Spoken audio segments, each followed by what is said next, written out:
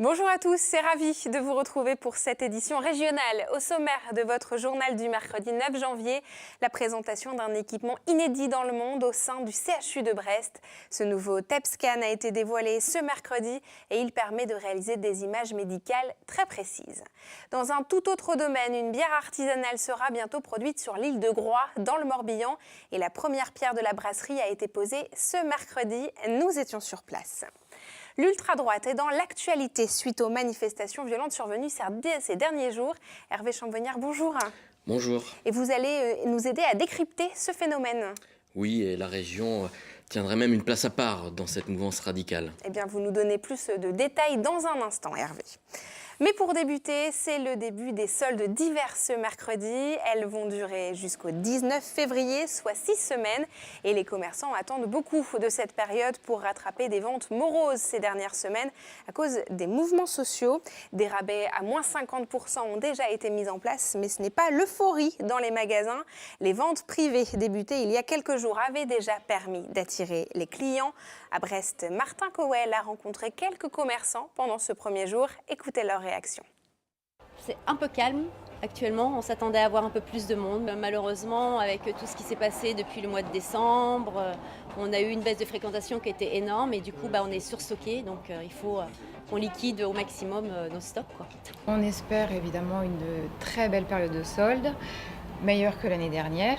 Quand le début d'année est bon, en général le reste de l'année reste aussi sur la même lignée. Donc du coup, ça annonce du bon pour la collection aussi printemps-été à suivre. Et pour en savoir plus sur ces bonnes affaires, Xavier Patrijon reçoit le président de l'UFC Que Choisir de Brest sur le plateau de l'Instant T juste après cette édition. Une interview à retrouver à 19h15. Le CHU de Brest vient de se doter d'un nouvel outil de pointe pour la médecine nucléaire. C'est même une première mondiale.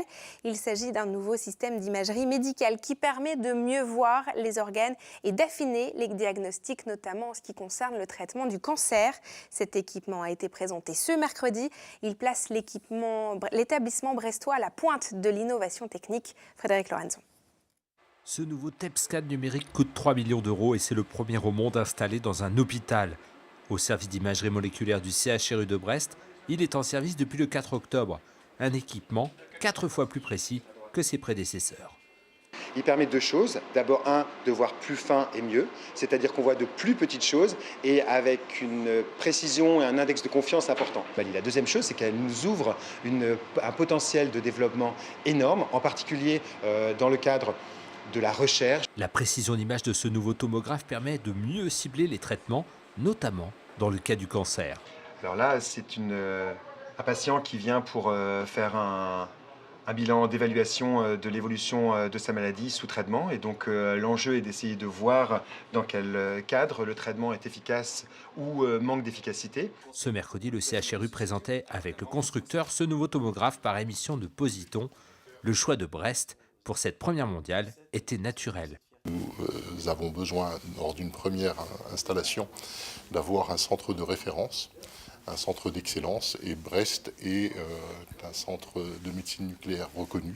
Le biographe Vision permet de réduire le temps d'examen de 20 à 6 minutes. Un confort accru pour les patients, mais aussi un gain pour ce service qui réalise déjà plus de 9000 examens par an. Oui, on peut passer plus de patients sur l'examen, on peut raccourcir la durée d'un examen si le patient est douloureux, donc ça permet une souplesse, une flexibilité qui est plus importante. Désormais, le TEP-scan va permettre de poursuivre la recherche médicale et conforter le CHRU de Brest dans ce domaine. L'année dernière, les équipes brestoises ont drainé 4 millions d'euros de crédit à la recherche médicale. Et nous passons maintenant à votre chronique Toute Image. C'est l'heure de la Bretagne en 5 infos, préparée aujourd'hui par Benjamin Bréant. Un corps a été repêché ce mercredi peu avant midi dans l'arrière-port de Concarneau dans le Finistère. Il s'agit bien de celui de Damien Le Burel, disparu le 23 décembre à 5h30. C'est une passante qui l'a repéré, puis un plongeur est intervenu. Une autopsie devait avoir lieu pour tenter de déterminer les causes du décès. Sa famille avait lancé un dernier appel à témoignage ce mardi. Ça y est, la grippe arrive. Alors que la Bretagne était épargnée jusqu'ici avec un taux d'incidence de 22 cas pour 100 000 habitants, elle est désormais au-delà des 200 cas et même au-delà des 500 cas en Ille-et-Vilaine. Cela en fait la région la plus touchée de France devant les Pays de la Loire. Enfin, 6 mois après l'explosion qui a ravagé le centre-ville de Quiberon le 9 juillet, le déblaiement a débuté ce mercredi matin. Les opérations devraient être terminées à la fin du mois. Déjà entamé le 8 novembre, le chantier avait été suspendu dès le lendemain à cause de la présence d'amiante dans les gravats. L'explosion causée par une fuite de gaz avait fait 5 blessés. Trop de monde sur les spots de surf ? La start-up costarmoricaine Black Swan Surfing a la solution. Elle vient de développer une lampe frontale surpuissante éclairant autant que 2 voitures. Un produit conçu, usiné et fabriqué en Bretagne et testé en situation par d'autres Bretons bien connus dans le milieu, les Lost in the Swell. En vente à partir de ce dimanche au tarif de 1 620 €. Enfin, affiche de prestige cette année à l'Open de tennis de Quimper, Bretagne occidentale. Outre le tenant du titre Quentin Halys, 128e mondial, sont attendus notamment le finaliste de la dernière Coupe Davis, Nicolas Mahut, et même l'ancien numéro 5 mondial, Tommy Robredo. Premier coup de raquette le 28 janvier, finale le 3 février. Nous allons maintenant sur l'île de Groix, dans le Morbihan. L'île sera bientôt dotée d'une brasserie artisanale. La première pierre a été posée ce mercredi. La bière produite sera 100% locale et devrait commencer à couler dès le mois de mai prochain. Reportage sur place de Karine Chevrolier. Une terre très riche en minéraux, la présence d'eau douce, de quoi donner des idées à cet ancien cadre d'un grand groupe alimentaire, amoureux du caillou depuis 15 ans. L'élément qui m'a passionné, c'est de dire aux maires, mais il y a beaucoup de gens qui s'occupent de la mer à Groix et il n'y a pas beaucoup de gens qui s'occupent de la terre. Donc est-ce qu'on ne peut pas aujourd'hui faire un projet qui serait un vrai projet de territoire dans lequel on associerait en fait la terre au développement économique ? Le projet d'une bière artisanale est lancé sur cette parcelle à l'ouest de l'île. 3,5 hectares d'orge sont aujourd'hui cultivés. L'idée, produire intégralement cette bière sur Groix. Une production insulaire qui n'a pas effrayé Jean-Pierre Renaud. Les étapes de fabrication qui se font sur l'île, on évite tous les effets de transport. La consommation se faisant essentielle sur Groix, de la même manière, les éléments de transport du produit jusque chez les cafetiers est limité. Donc on arrive à compenser quasiment la totalité des coûts par rapport à une brasserie qu'on pourrait mettre sur le continent. Là, cette partie-là, c'est là où on va faire le conditionnement. Ouais. Conditionnement fût, conditionnement bouteille. De l'imagination et encore un peu de patience. Les premiers litres vont sortir de la future usine en mai prochain. De quoi assurer un peu plus le développement économique de l'île. Et c'est un produit qui est consommé sur les îles, un peu partout certes, mais dans les îles particulièrement. Et puis d'autre part, ça crée de l'emploi. Donc, on en est extrêmement satisfait parce qu'un an après, on met la première pierre aujourd'hui de ce bâtiment et c'est une affaire qui a été rondement menée. Dans un premier temps, les bières seront destinées à une consommation locale. Objectif d'ici 2022, produire l'équivalent d'1 million de bouteilles et s'ouvrir au continent. Depuis les premières manifestations des Gilets jaunes, l'ultra-droite est revenue dans le vocabulaire. Christophe Castaner, ministre de l'Intérieur, l'a même mis en cause après les violences parisiennes. Un mouvement qui s'installerait en Bretagne. Hervé Chambonnière, vous avez enquêté sur cette mouvance. Vous vous êtes invité dans un rassemblement d'ultra-droite identitaire en région parisienne et vous y avez même rencontré des Bretons.